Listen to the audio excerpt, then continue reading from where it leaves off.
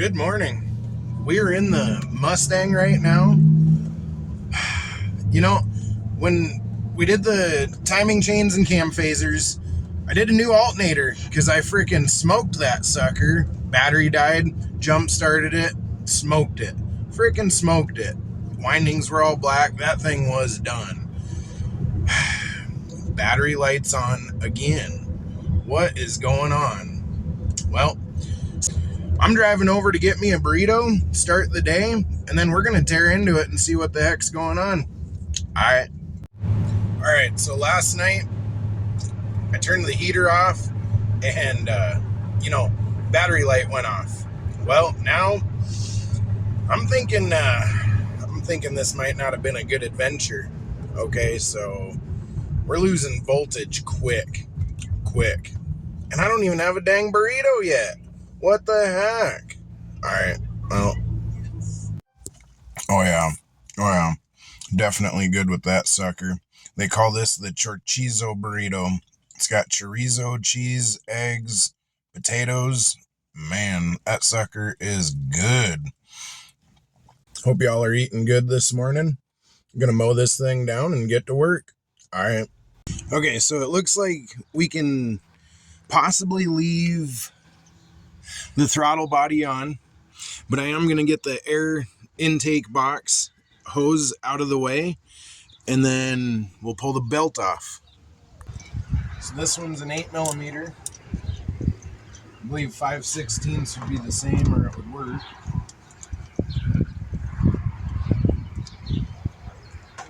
These hoses just have a little clasp that you push in on. Disconnect. Get that out of the way. We'll take a 1/2-inch ratchet to push the tensioner out of the way.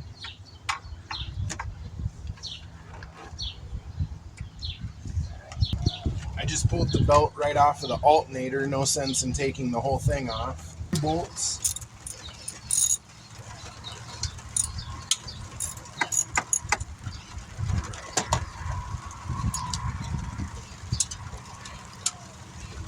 Now I think it's actually a 7/16, but a 10 works. So that's the alternator bracket.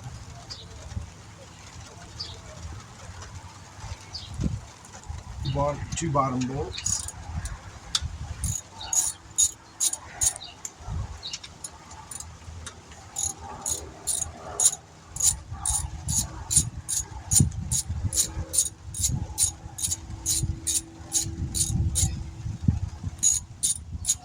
I think it's going to be easiest to just pull the throttle body off since mine has the spacer. I'm not sure if yours would come off without taking the throttle body off if you don't have the throttle body spacer, but that thing's pretty easy to get to.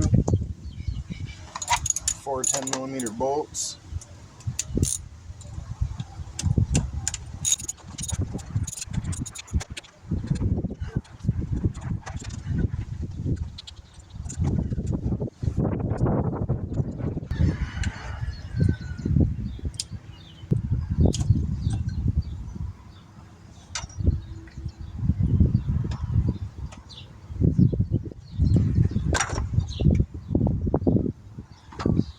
Oh, that thing is hot.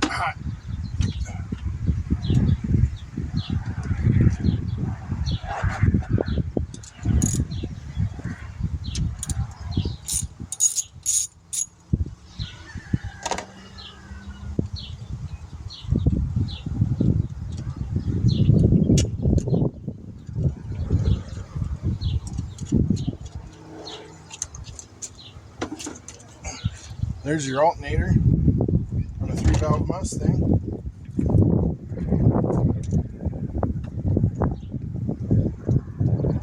You're going to want to keep your bracket. New alternator does not come with that.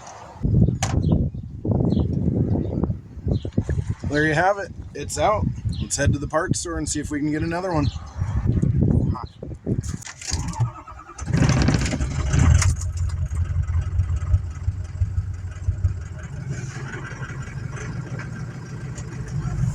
All right. She's chooching a little this morning. She'll clear up. It's always alright when we find an excuse to fire off the 6.0. I'm alright with that. Well, it looks like good timing. Going through some rain. Good thing I shut the hood on the Mustang. Alternator's under warranty. Just got it a couple weeks ago, but unfortunately, we got the last alternator a couple weeks ago from that store that we were just at. Luckily, they've got another store, and we're headed there now. Okay, got the new alternator. Looks all right. Hopefully it works. Should work. Same as taking it out. Just put everything back together.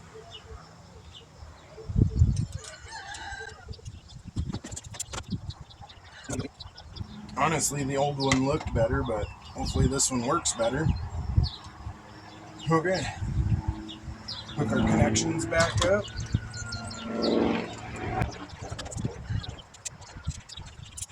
Now we can put the throttle body back on.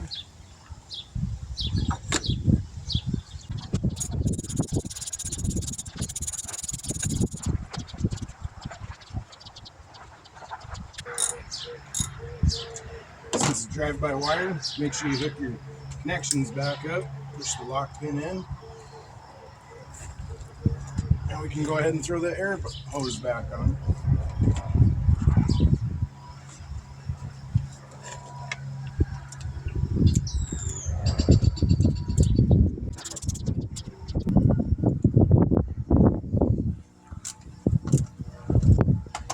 Don't forget your valve cover breather.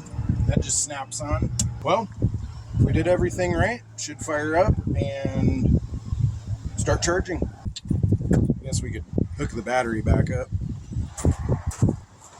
Terminal's clean, but if it's looking kind of dull, get you a battery terminal cleaner. Go ahead and scrape that.